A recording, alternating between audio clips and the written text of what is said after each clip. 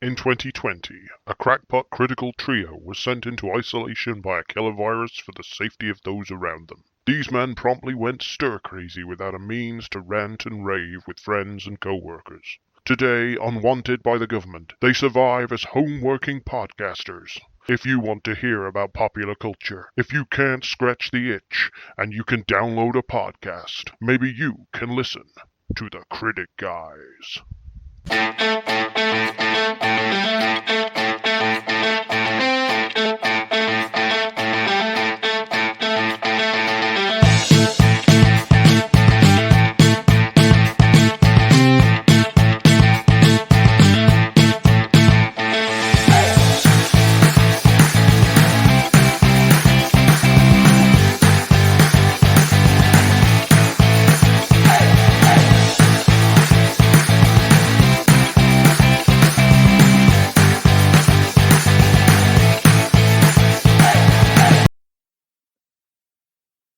Hello and welcome to the Critic Guys podcast.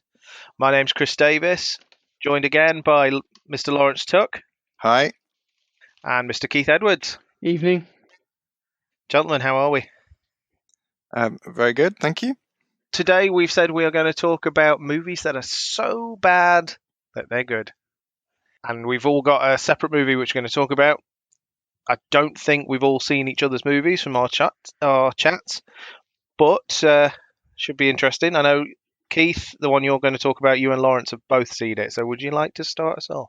Sure. So the film that I decided to nominate in the category of it's so bad it's good is The Wild Geese, which was a film that came out in 1978 and directed by Andrew McLaglen. And it's essentially an action-adventure movie, sort of in the same vein as Where Eagles Dare or The Guns of Navarone. And it stars Richard Burton, Roger Moore, and Richard Harris.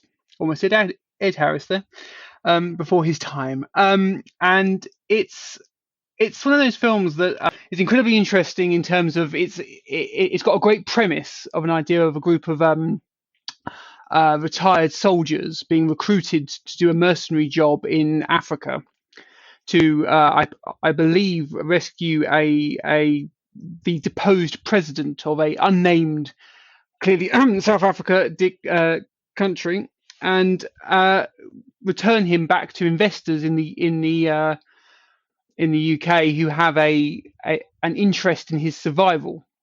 And it is, as I say, a standard sort of 1970s action film. But the reason I nominate it in this category is that it's incredibly badly written as a film. It has awfully cliched characters. And I mean, there are so many stereotypes in this movie, from the sort of bruiser henchman who they have to overcome to rescue the president. And it's actually quite embarrassing in a modern day setting to watch. Why is it good is that the three leads, as I say, Roger Moore, Richard Burton, and Richard Harris, are having a whale of a time doing it. And it shows through the film that they're all sort of past their time. I know at the time Roger Moore was still James Bond, but by and large, they are past it. I mean, that is the points of the character that they of the characters that they are, retired. They are, at the sunset of any kind of action career, but they need to do this for financial reasons, particularly Richard Harris's character. And they go out on this mission, which of course goes wrong without any spoilers, and they need to get themselves out of it as much as they can. And the actors clearly like each other. I mean, Richard Harris and Richard Burton were old friends who knew each other of long standing and had always wanted to do a film together. And it's actually quite good fun to watch as a film. However, as I say, this doesn't overcome the well, I'll be honest, the racism that goes on throughout the film, the homophobia. And it is, as I say, in some places quite uncomfortable. And there are moments of utter horror in the film that are you're not sure whether to laugh or cry. It's tonally a very difficult film. But as I say, I enjoyed it immensely, and I had the pleasure of watching it with Laurence there. I don't know if he wants to come in. Perhaps not. Oh. Can you still hear me? Apologies for this. Laurence, please repeat what you did. I've been trying to mute myself, and I've been muting Laurence. Oh, that's nice. So apologies, Laurence, if you've been saying anything. So, None of it's come I have out. to say, I couldn't believe that I teed Laurence up for an entrance, and he never said a word. I thought, I wondered why I said something incredibly witty early on in the middle of all that, and you just ignored me and continued on. I didn't hear you. You haven't spoken a word. No, there's respectful silence for Keith. In fact, it's going to have somewhere in there going, "Have you had your tea?" Because I was talking to Anna. Because she came into the room. I was trying to mute myself, and I muted Laurence. Apologies for that. This Wow. podcast's a joke. It's a joke. That's good. I don't know what you want to do then. Do you want to go back where Laurence just starts? No, we'll keep... It depends on how good Lawrence's line is, whether he can use it again, because otherwise No, we've got a natural point it, where... No, I was about to say, because we've got a natural point where you finish and Lawrence can just start with his thoughts on the film. We should keep all this in, I reckon. It all adds tonally. Will that be payback for the bit about your book? Yeah. Right. Well, what I'll do is I'll start talking then about it. Yes, please. I think Keith is being extremely kind to the abomination that is Wild Geese, and what I was thinking when Keith was mentioning how the characters were very much past it, doing these action missions, but they had to do the one last mission because they needed the money. I thought that was very much summed up the actors as well. Roger Moore was in the middle of his Bond years. Yeah, that still makes him about 60 odd. Prime of his career. I'm sure he didn't need to do the Wild Geese. I'm sure he wanted to. No, the other two, I'm sure were doing it just for the money. Yeah. That's fair. What was interesting is Keith and I sat down to watch it, and we wanted to watch a film, and we eventually found Wild Geese, and neither of us had seen it, and I guess we didn't look into it in any great depth, but we had the impression that it was meant to be a classic. You saw the cast list and thought, "Ooh, yeah." We saw the cast. The name of it sounds quite, like one of these classic 70s movies. It had the vibes of a classic 70s movie. So that made the fact that it was an absolute travesty of cinema just that much more enjoyable. And it is horribly homophobic. It is horribly racist. There's a bit where they have to go into this camp. Oh. And they basically go around. All the soldiers guarding this president, or whoever he was that they had to kidnap, are all asleep in their barracks. And instead of having like a big action gunfight, our heroes went around systematically murdering each one with gas, by putting poison gas into their beds. It's the heroic thing to do. It's just hideous. I mean, they brought the canisters with them. And by the way, we're well into spoiler territory here, but fair enough. They brought this gas with them, and you assume it's knockout gas to incapacitate people. Yeah. And then they happen to just mention as they're disembarking the plane, they say, "Oh yeah, it's poison gas." You're like, okay, and then you think, okay, they're going to pump it into the barracks, just go through the window or under the door frame. There, many ways they've done that. People have done it. No, it's like they put together something like you're doing weed killing, and they go from bed to bed spraying the mosquito nets Oh no! And then these, well, obviously happy to be in it actors or extras just sit up in bed at what's happening, and then just sink back again. It's horrific. It's more like genocide, isn't it? Than Yes. It's done with the kind of compassion you'd have when you put down a mousetrap. It's awful. Despite all this, it's got a 6.8 out of 10 on IMDb. People clearly like it. The other thing that disturbs me slightly from what you've said is there appears to be a sequel. Yes. Wild Geese 2. There's a project. Although it's in quotes. But It's called Wild Geese 2. But Laurence and I will know full well that one of the stars did not return for the sequel. He died in a particularly humorous way. Tell us about it, Keith. Well, there's two deaths that had Laurence and I laughing horrendously in this movie. We'll get to the death of the poor doctor in just a moment. But one of the stars, and this is spoiler heavy, Richard Harris dies rather horrifically on the tarmac of the airport as the plane's trying to get away. He gets machine gunned, doesn't he, while he's running for the plane? It's very, very platoon-like. And that's the only thing that's very platoon-like about the film. Yeah, I did. But Richard Burton, who's his friend, who's recruited him, who's brought him onto this task, even though he didn't really want to go. But as I say, he needed the money, and he reports back up to the cockpit where Roger Moore is flying the plane, and he sits down and just announces the character's name is Rafer, and just announces that Rafer's dead. Like, just staring into space, he just makes the announcement. And then Roger Moore, in his probably the only action that earned him his paycheck, did the fantastic Roger Moore eyebrow. It's one of the greatest moments of cinema history when Roger Moore looks around at James James Mason? Was it James Mason? Richard Burton. Richard Burton, sorry. He looks around at Richard Burton, who's come up with this ridiculous announcement that Rafer's dead. And he looks round at him, raises his eyebrow, and you have to watch it to believe it. We were in stitches.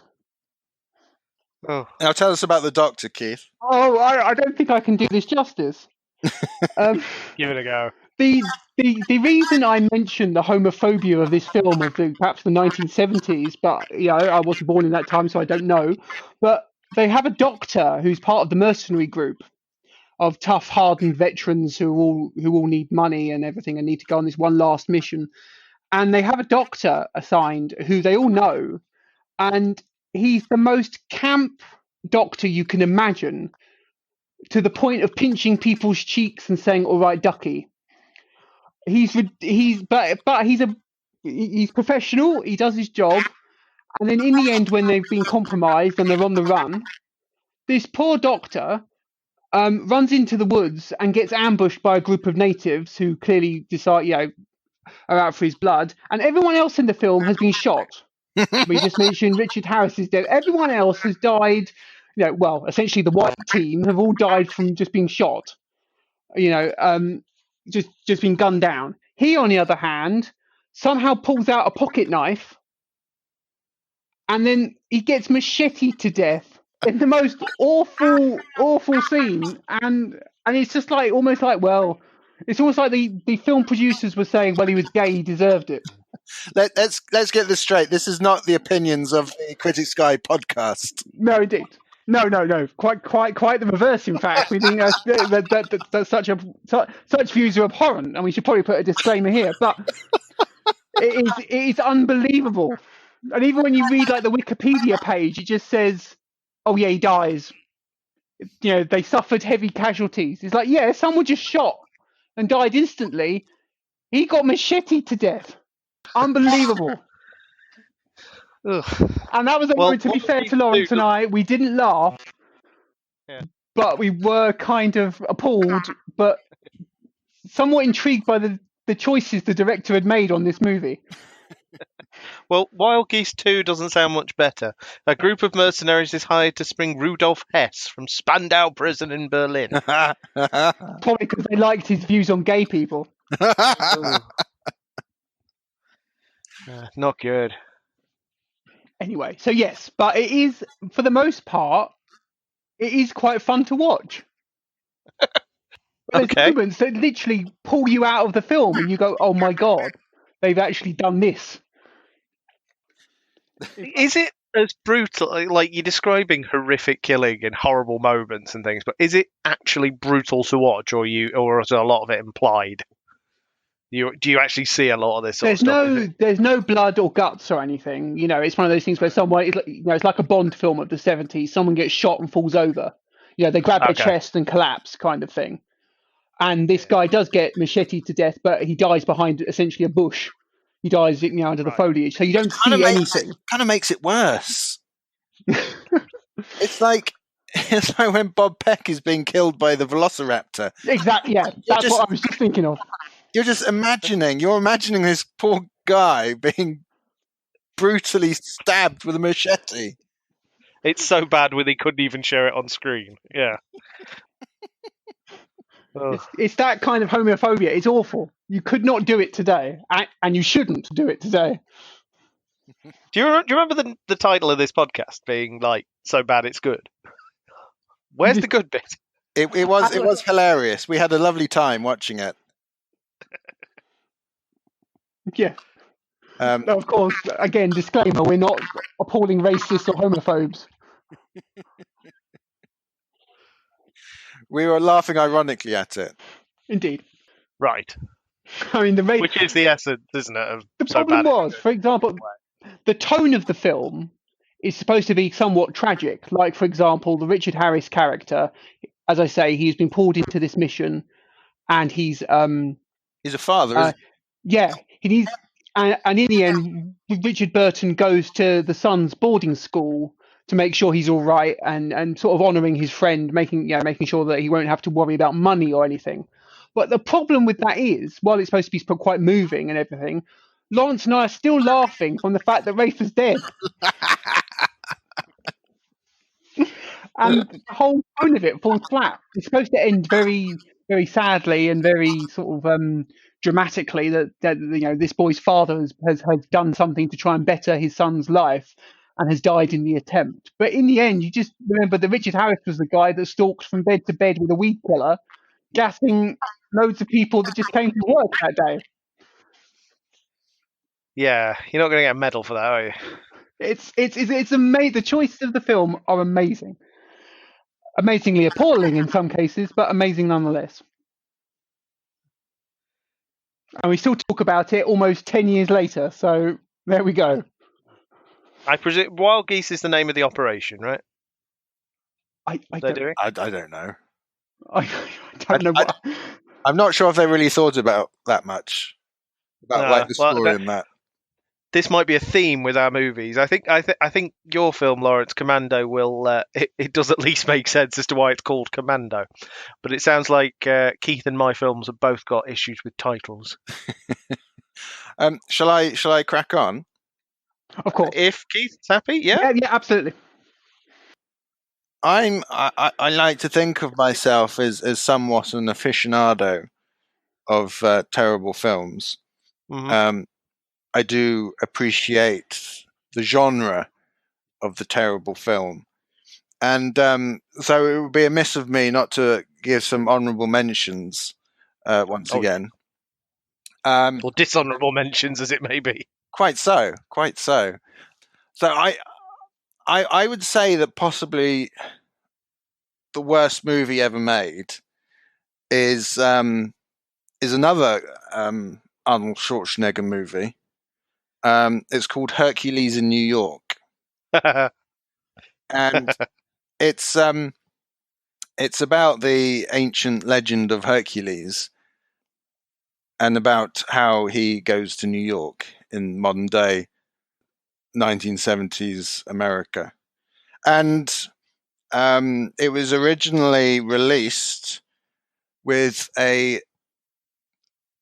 dubbing of an American actor over Arnie. Could you believe? Right. This was Arnie's first movie, let's be fair. Yes. And he'd won, I think he'd won Mr. Invincible or whatever it was, Mr. Universe. And so they wanted the man, they wanted the meat, but they didn't want the voice.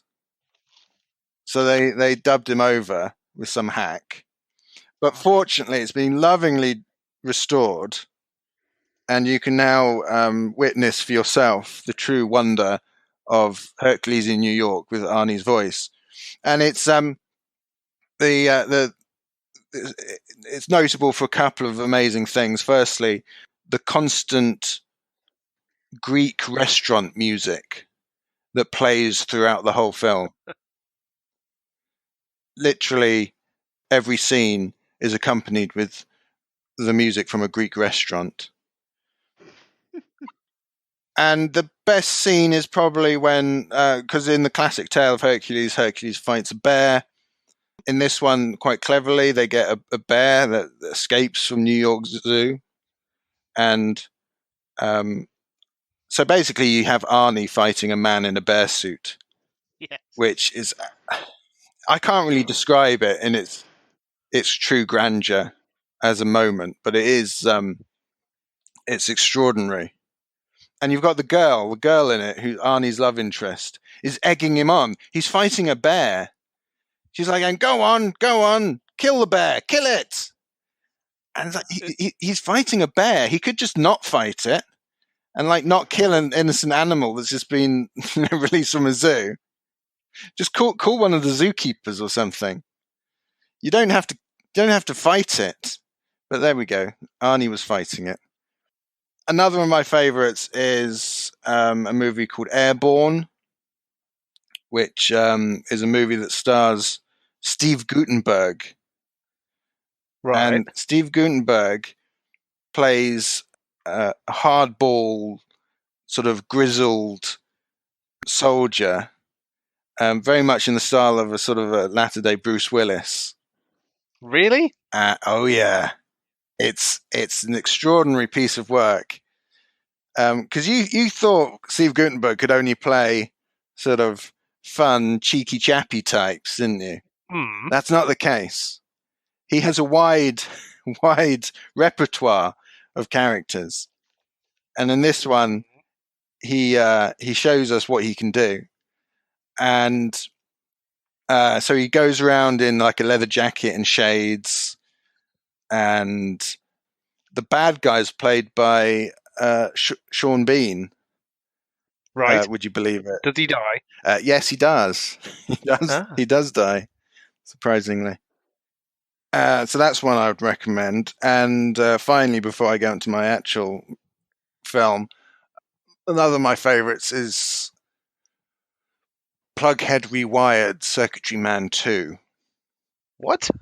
Which is a sequel to everyone's favorite film, Circuitry Man. And You're going to have to describe this one.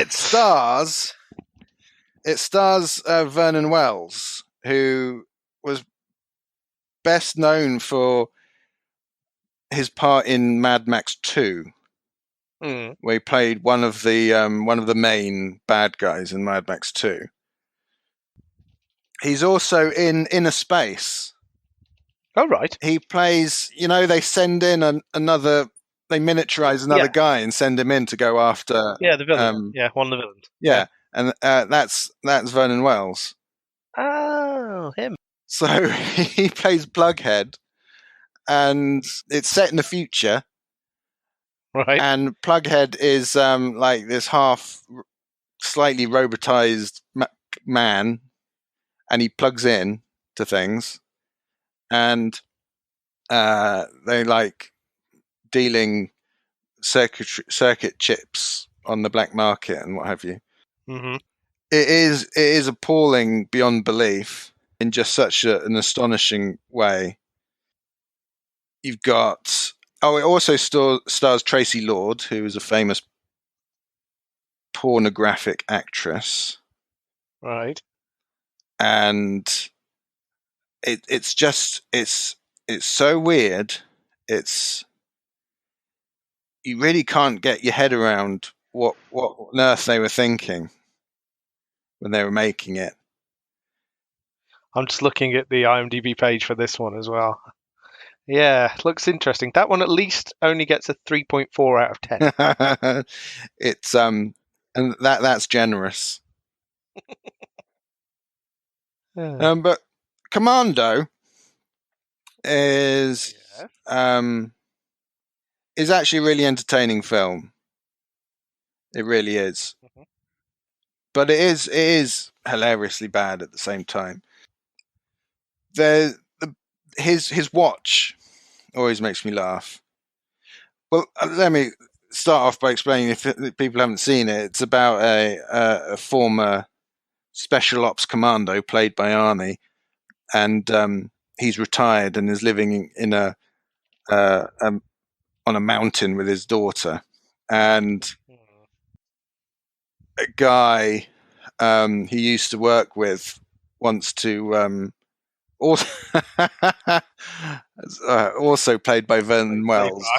Yes. Which had momentarily slipped my mind, but isn't this nice? It's a Vernon Wells special. Spotting a pattern. Yeah. So, yeah, they basically they want Arnie to assassinate this president of a nameless South American country, and so they can install some dodgy dictator in his place. And instead of just doing it themselves, Vernon Wells tries to get Arnie to do it by kidnapping his daughter, and then takes his daughter to South America. So Arnie's got 11 hours to get his daughter back before they kill her. That's the main premise. So he escapes, and he goes after his daughter, and he sets his watch to 11 hours, and he presses on it. It goes ka-ching, ka-ching, ka-ching, yeah, as the seconds tick, and basically it makes that really loud noise only when he looks at it, which I've always found hilarious. Just he looks at it, it goes ka-ching, ka-ching, ka-ching.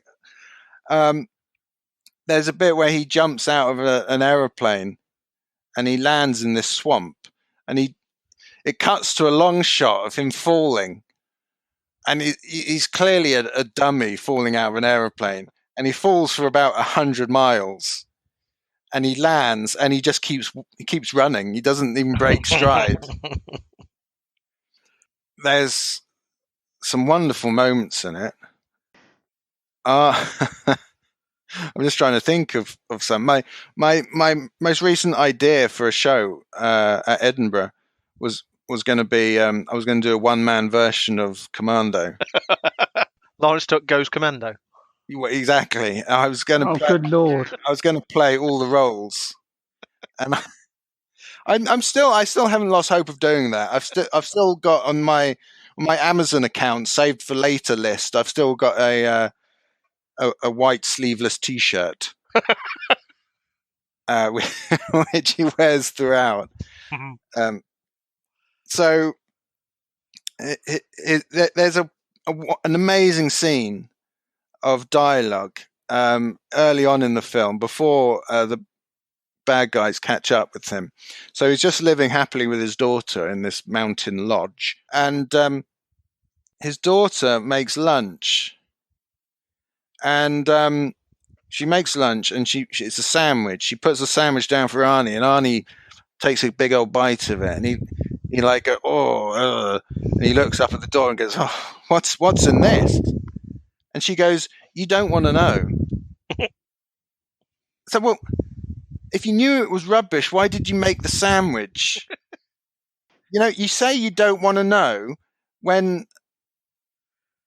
you had no choice of what you had to put in the sandwich. Yeah, if they were like in a deserted desert island and she had to just put whatever she could into this sandwich, and he went, "Oh, what's in this? Oh, you don't want to know." That would make sense, but not when you've got like everything in the kitchen.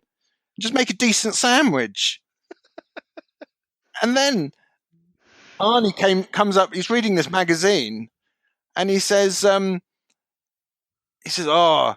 this boy George. Why doesn't he just call himself Girl George? And you get rid of all the confusion, I think." It's a long time since I've seen Commando. Oh. And then he says, when rock and roll came to East Germany, they said it was subversive. Maybe they were right. Apologies if you said this, Lawrence, but I've gone to IMDb as I'm wont to do on today. What's the name of Arnie's character? John Matrix. John Matrix. What a classic name. Classic name for anyone with a really strong Austrian accent. Who appears to be in the American Army for some reason. I'm reading through the IMDb page, looking at who was in it, and the user reviews are brilliant. The top user review is giving the film 10 out of 10. It states, "This movie was touched by God. Did it ever happen in your life that you've seen such a beautiful movie, such a perfect piece of art, such an unbelievable example of man-made splendor, such a gorgeous masterpiece that it hurt your eyes? Well, I did. And it wasn't the Schindler's List or the Lord of the Rings. No, it was the best action movie ever made. The best interpretation of the Governator, the best explosions, the best one-liners, the best plot, and the best tagline. This movie is like the art of Japanese gardening. Simple and beautiful, balanced, proportioned. There's just the right amount of everything. And there is just about everything that should go into an action movie. Car chases, explosions, drug lords, sex, an invincible hero, sitting duck-like enemies, humour, knife duels, fist fights, rocket launchers, blood, death, bullets, glass, pectorals, muscles, some more muscles, explosions, and more explosions. You need more. It's got Arnold. Need more? It's got Arnold with a sense of humour. Still more? It's got Arnold with a sense of humour and a rocket launcher. Put these three elements together and try to guess what happens. Destruction on a mass scale. I won't give away the plot because it's too intricate and surprising. Because basically, it is Arnie on a mission to save his daughter. That's about it. But what is important is not the fact that Arnie will save his daughter, but how he will save his daughter. Oh. Are you saying that The Matrix is the best action movie of all time? Does The Matrix have Arnold Schwarzenegger? No. Does Commando have The Matrix? Yes, John Matrix. In fact, so you're saying that Neo dodges bullets? John Matrix doesn't need to. He is bulletproof. He eats bullets for breakfast. Need more proof? I thought so. I gave the Caravaggio painted on celluloid a 10 only because IMDb doesn't go to 11. This movie is so eye-blindingly beautiful I can't find the words to properly end my commentary and render justice to this cinematic masterpiece. So I will just use the movie's tagline. Somewhere, somehow, someone's going to pay. Now that's a review. That was amazing. Done more justice to the movie than we ever could. I mean, of course, to the correct quote is "I eat green berets for breakfast," but I assume he's just paraphrasing. I take him for at his word that he believes everything he said. Yeah. I mean, it's everything he said was true. I mean, the explosions are amazing, particularly the one where he blows up the enemy army camp, and you can see the cardboard cutouts of the army people waving, wobbling. Nice. That's particularly good. And there's some great Arnie lines. He kills the guy that's escorting him on the aeroplane, and then the air hostess comes over and says, "Is he all right?" And Arnie goes, "He's dead tired." It's just so. Arnie movies are the gifts that keep on giving. It's amazing. But I remember, was it this film that we did on the all-night film? Yes. I should explain that we went on a friend's stag do to an all-night Arnie-a-thon at the Prince Charles Theatre, in which we watched, was it 5 Arnie movies? 5 or 6, yeah. 5 or 6, and we started at about 7:30 in the evening and came out at 8 in the morning. And it was amazing in that even early in the morning, people were still cheering at Arnie's lines. What And other classics? I think Commando was up first. Oh God. And it got huge rounds of applause that, frankly, I haven't seen since until Avengers Endgame. Yeah, but for very different reasons. Yes, indeed. What other One's a classics did you classic have? and What other classics did you get? Total Recall, Predator. Okay. Yeah. There was was it the Russian one? Raw Lions. Deal. It was Raw Oh, Deal. Raw Deal. Raw Deal. And then Terminators 1 and 2. Yeah. Okay. Which was a bit disappointing because they're actually quite good. Yeah. Mm. There's nothing worse than a good Arnie film. Yeah. He's ruining the whole movie by being bad in a good movie. I love The Running Man. Very fond of that. Running Man's amazing. Yeah. Total Recall is amazing. Yes. Predator is actually Brilliant. You forget how good it is as a film. Yeah, it's great. Possibly Arnie's best ever film. Mm. Anytime. Exactly. But it's we were talking afterwards about whether or not we'd have cut films out, and we said we would dispense with Terminator and Raw Deal and put in Running Man. Well, and I was all for Jingle All the Way, but that was voted down. Right. Well, I tell you what, if Hercules in New York had popped up on that, I'd have crapped myself. But it's worth an honourable mention. Indeed, it is. It's been too long since I've seen Commando. I must watch that again at some point. Yeah, I mean, it's been too long since I've sat down and watched an Arnie film. Quite frankly, I need to sit down and give them a watch. Every so often, you need to just sort of tune in. I like Conan the Barbarian as well. It's quite slow. It is dull, slow, but I quite enjoy what happens in it. It's over the top, and I do like that. Mm-hmm. Is that the one where James Earl Jones turns into a massive snake? Yes. Thought so. Just checking. Yeah, it's that level of weirdness. Every film needs James Earl Jones turning into a massive snake, doesn't it? Every film needs James Earl Jones. Just stop there. He's brilliant. Incidentally, while on lockdown, I've been going through the first series of Stargate SG-1. Mm. In one scene, in the opening credits, it says special voice appearance by James Earl Jones, and you think, oh wow, who was this going to be? He's got one bloody line. Is it a good one? Well, it's good, but it's no turning into a snake good. Is it something about being a father? No, well, he didn't say anything about being a father, and he didn't say anything about accepting apologies, which I thought was outrageous. Humor. It's like you've got James Earl Jones, you bloody use him. Yes. It should be a law. Have you seen his Big Bang Theory episode? Yes. He's completely crazy in that. It's brilliant. I just like the fact he mocks Carrie Fisher, which is a bit unfortunate, seeing as she died a few years later. But I don't think he killed her. No. And she's in it. She knew what was coming. Yeah, she supported it. And I hope it. at some point, gentlemen, once we've all seen it, I'm hoping we'll do a review of Terminator: Dark Fate. Yes. Because that's a travesty of modern cinema. I haven't seen it yet. No. There we go. Something to come back to. I will watch it. I watched Genesis, and I quite liked it. in a weird way. So, yeah. In fact, that's my movie. No. Am I okay to? Go on. I don't know if either of you have seen this. I'm fairly sure. Well, I know Lawrence hasn't because he's told me. But Keith, have you seen The Room? 2000. I haven't. No. You have the floor. Do you know anything about The Room?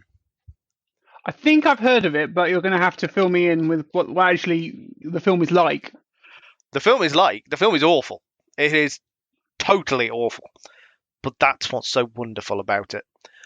Isn't this the one that it was recently made into a sort of parody film? There was It's a parody in itself. a film about it Ah. being made, yes, which was The Disaster Artist There we go. with James Franco. James and Dave There we Franco go. were in it. Yes, sorry, I am going to mention The Disaster Artist. I would have needed that. So yes, the Room.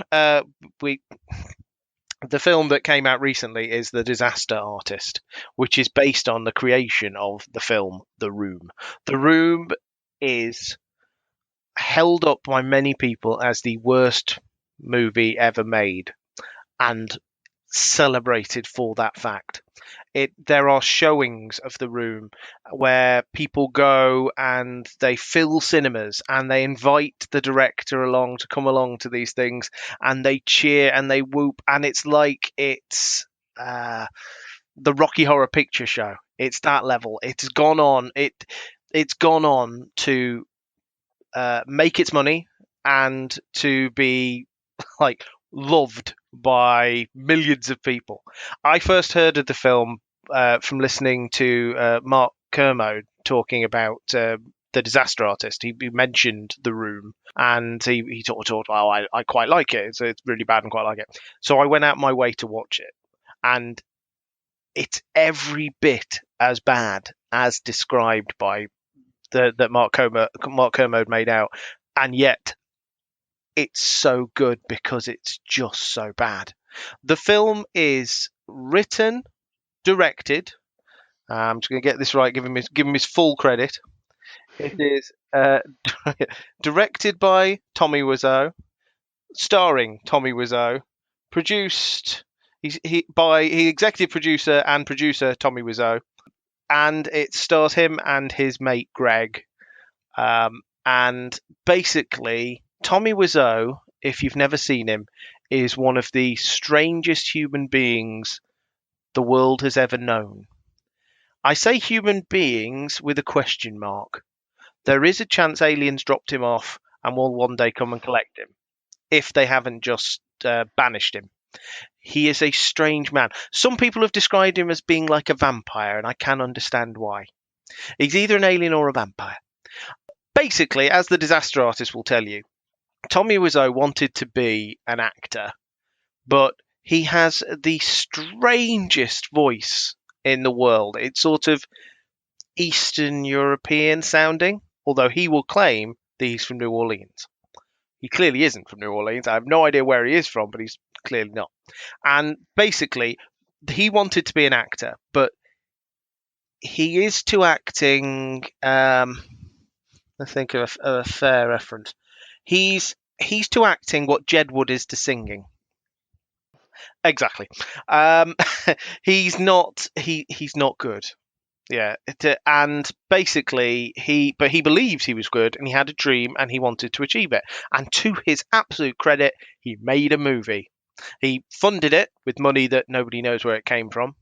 Nobody knows how old Tommy Wiseau is. That's one of the other funny things about the guy. The guy is just a weird sort of enigma.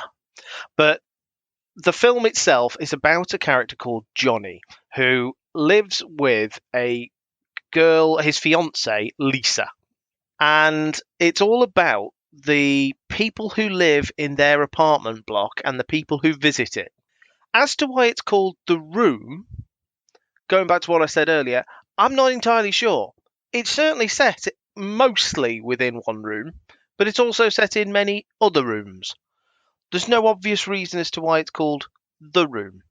But it's about Johnny and Lisa's relationship, which, on the face of it, when you first see them, all lovey-dovey. You think, okay, fair enough.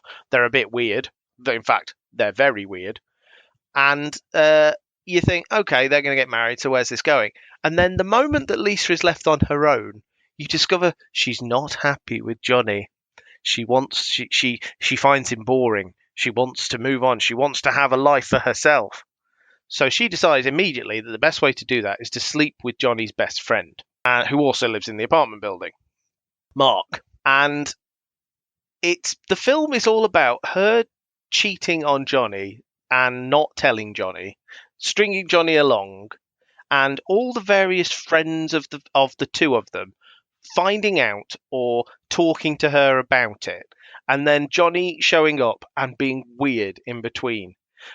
And when I say like people, all the people they know, I'm including an apparently 18-year-old man who looks like a 15-year-old boy, who is apparently treated like a son by Johnny, who comes round and has a disturbing interest in Johnny and Lisa's relationship to the point where he wants to watch them have sex and tells her that she's beautiful with Johnny in the room, and Johnny thinks this is funny.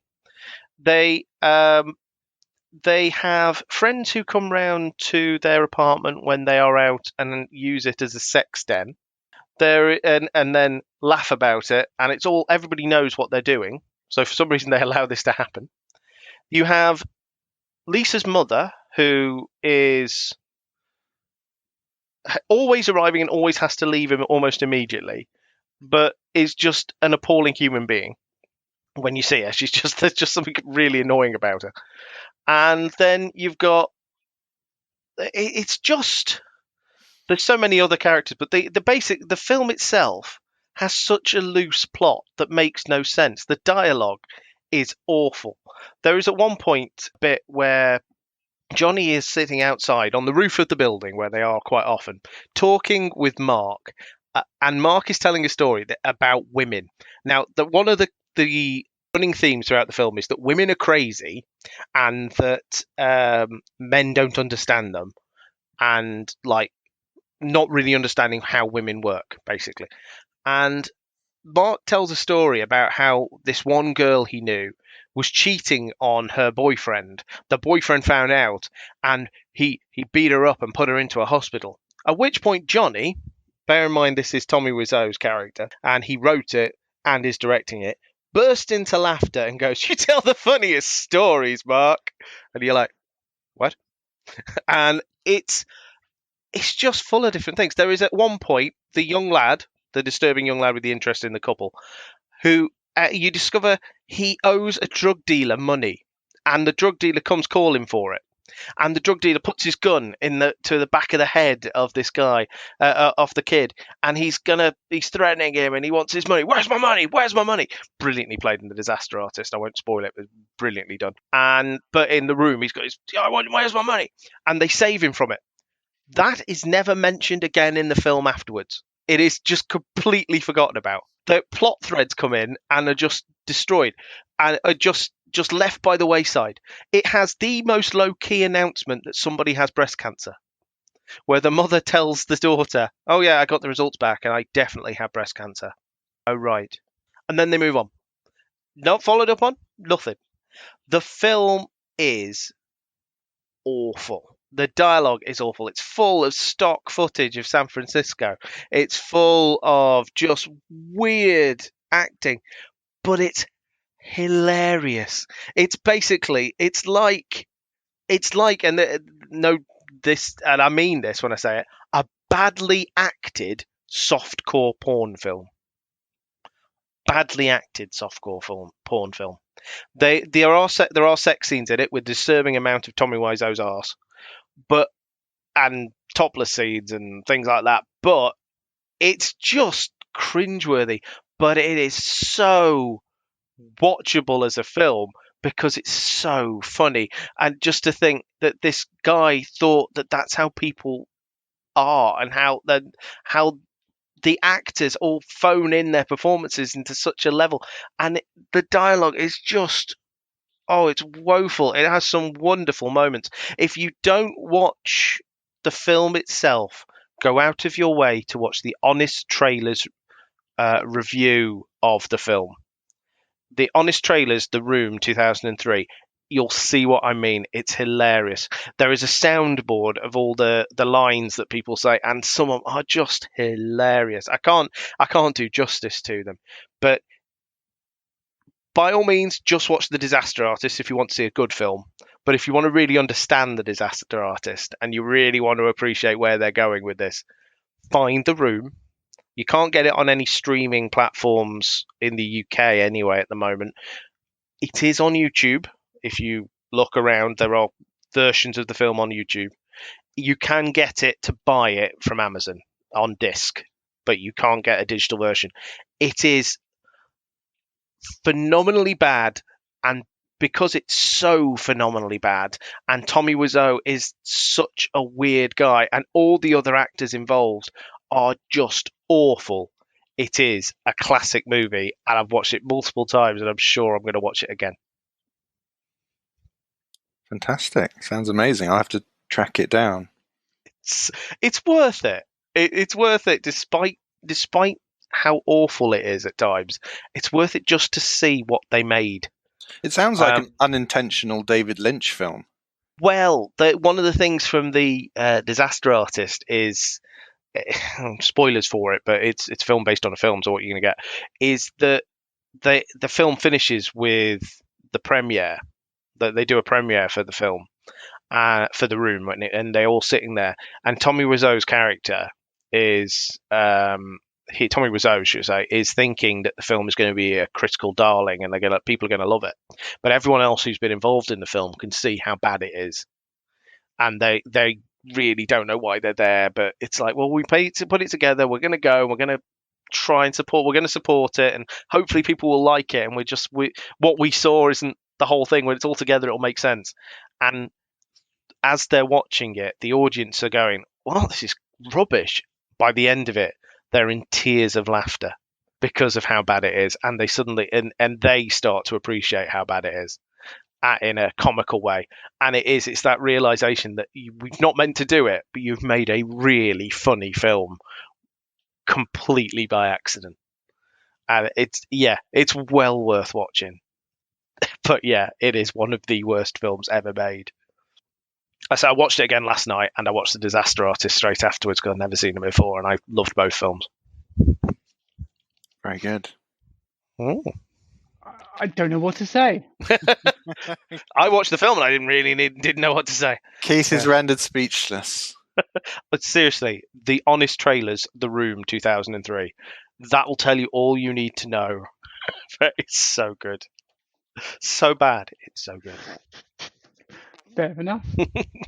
I'm starting to worry about myself though, that I've had 2 opportunities now to recommend films recently, and films and TV shows, and I recommended Tiger King and I recommended The Room. My standards are strange. You obviously appreciate the mentally ill. Tiger King is exceptional TV, though. I will stand by what I was saying.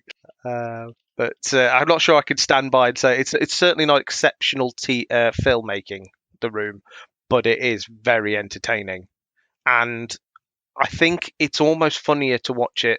The first time you watch it, you appreciate how bad it is. You can't watch it without realizing how bad it is. But the second time, you're waiting for the bit to come up. Oh, it's the bit where she's going to say this. Oh, it's the bit where that's going to happen. Oh God, that. And you know where it's going all the way through it. And I can understand why people go to rooms and sit together and watch it and have parties to watch The Room. It's very entertaining. I'd sit there shouting spoons at the screen. Yeah. Has the writer-director ever directed another movie, or has he? I believe that they are working on one. Tommy Wiseau and his the man who plays Mark in the film. I believe they've got something else coming. I'm sure I read something. I'll just have a quick look and see what it's known for.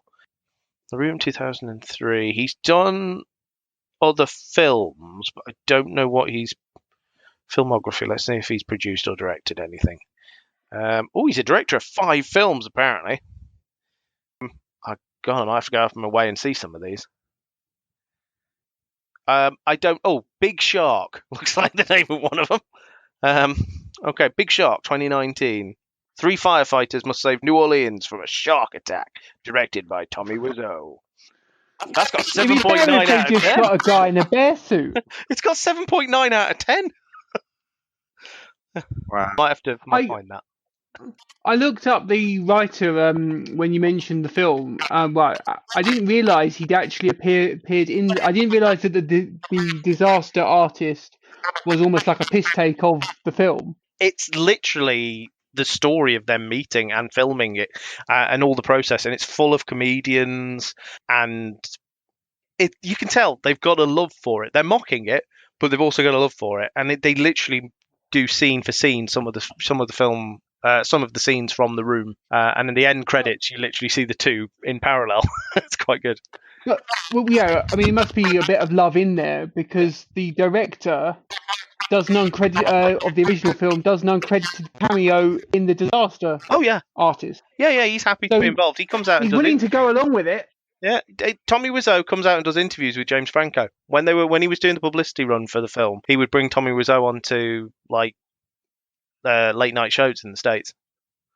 I think he was just glad that there was a film being made about it. It was again more exposure, and I'm not sure that I'm not sure how much he appreciate it as being a bad film as such. I don't know. He's such a strange character. There's so many questions about him. Tommy Wiseau is fascinating. There's a book about it as well, which has led to the film, which I am going to go out of my way to read, but I just haven't got around to it yet. Wow. Yeah. And one day, if I ever go to one of these room parties, I will feed back about what it was like. Of course, If you survive. Yeah. We can't get it mixed up with a film called Room. No, that's one of the things it always says. Like, in fact, you watch the honest trailer, it says The Room, not Room. Very different film. Yes. The Room, 2003. Gentlemen, we've discussed bad movies that are good. Have you got any recommendations or anything maybe you've watched in the last week or so that you think you want to, or we watched or done, or that you'd recommend for anybody who's stuck during lockdown or just generally wants some inspiration for something that they could go and enjoy? I would just say that I went full body snatchers from our first podcast and decided to give Tiger King a try. My word, I can't think of words to describe it. How far into it are you? Only the second episode. You're nowhere near. I'm reliably informed it gets even more bizarre and outlandish going forward. But from what I've seen so far, I mean, I can't believe it myself. I had the pleasure of rewatching it with my wife in the last week and a bit, and half of the fun has been watching her reactions to it, because you can see when she's getting comfortable with it, and I go, yeah, oh yeah, so is this person. You haven't met half of the most important characters yet. What? And then things happen, and you see the look on her face, and you just go, yeah. It's great. Yes, it's bizarre to me that in the 2016 U.S. general election, Donald Trump wasn't the craziest person campaigning for the Oval Office. No, it is a bit scary in that sense. Yes. Laurence, have you got anything you want to recommend? Well, I'll tell you what I watched with my 7-year-old last night. We sat down and watched a film called Star Wars: The Rise of Skywalker. Oh yes, which I'd heard really good things about. I know Keith is a big fan. Yeah, Keith loves that film. To be honest, I've never heard of it before. And what did Arthur think? He really enjoyed it. Oh, good. And what did you think watching it again? I'll have the NSPCC round and report you for child abuse. I enjoyed it, actually. I thought it's quite a nice piece of sci-fi. I think Keith's big problem stems from it perhaps not being a Star Wars film. Any good? Gosh. Because in a way it's not, and it is. The way they've done the story over the 3 films is a complete mess, but as a standalone bit of sci-fi, it's pretty decent. If you ignore everything that's gone before. Yeah, that's what I'm saying, yeah.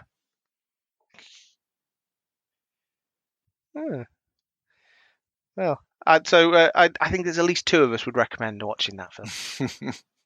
Well, it's the first time I've seen it since the cinema. Mm. And so I did enjoy it on the whole. Good. Excellent. My recommendation is a slightly unusual recommendation. I'm going to recommend a video game that I've been playing this week, a VR video game that I've been playing. It's available, I presume, on pretty much every VR system. I played it on the Oculus Quest. It's also available on PlayStation VR, I know. It's called A Fisherman's Tale, and it was a bizarre but very entertaining experience. And basically, I've not quite finished it yet, but you basically play a fisherman's puppet within a lighthouse.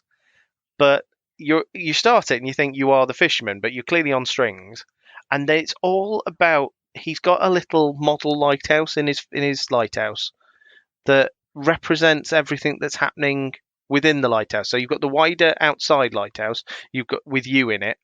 Then you've got the model lighthouse, and anything you do in the model lighthouse affects the world around you, or anything you do around you affects the model lighthouse. And then you discover you're within another lighthouse above you, and it's all about what you're doing things at different levels. So if I move this big thing in the real world, that will make a small thing happen in the little world. Or if I move that thing in the little world, then something will come above my head, which I can interact with. And it's just really well told storytelling. And it's just bizarre, and it's really immersive. And I just, like, as an experience, it was quite a nice bit of escapism this last week. I'm sorry, are we still talking about The Room here? Because it sounds like it. I wanted something to get away. You can't obviously get out and about and get away to places at the moment, but virtual reality is really good for giving you that sort of experience of, well, I can go and immerse myself in somewhere else. And the Oculus Quest, with it being without any wires or anything, you've literally just got your two controllers and your headset. You can really sort of move around and interact with things, and it's just a lovely experience. So that's how I was spending my evening the other day. It was quite nice. Apart from that, I kept sort of putting my arm out, and I'd go to grab something and then accidentally grab my wife's leg. I was like, sorry, because I couldn't see her. Yeah, that's what you told her, was it? That's what I told her. No, that's his defence in court. Yeah. So it's a bizarre experience, but I highly recommend it. I've also been checking out a lot of podcasts and things, because what else are you going to do, really, with your time at the moment?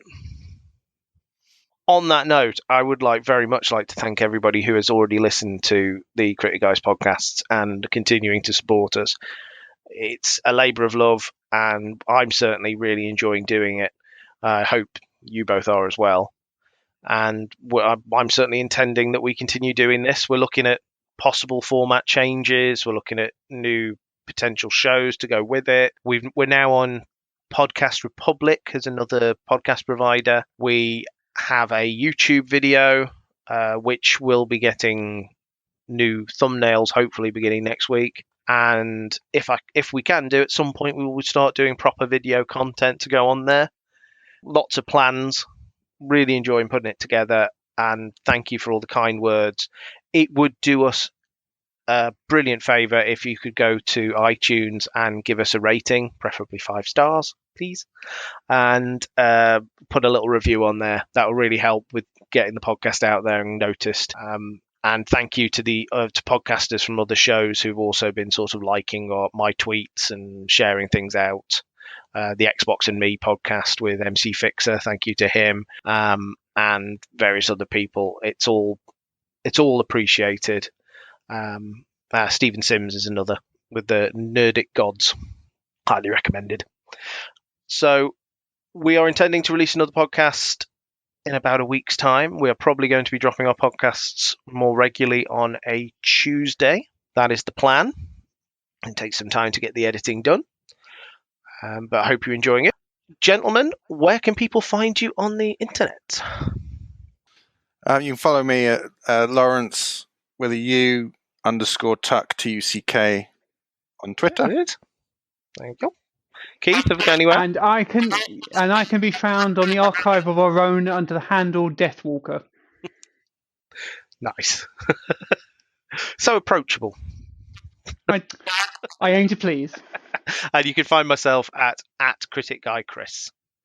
Thank you very much. Stay safe, everybody, and Thanks, we'll guys. speak to you soon. Bye.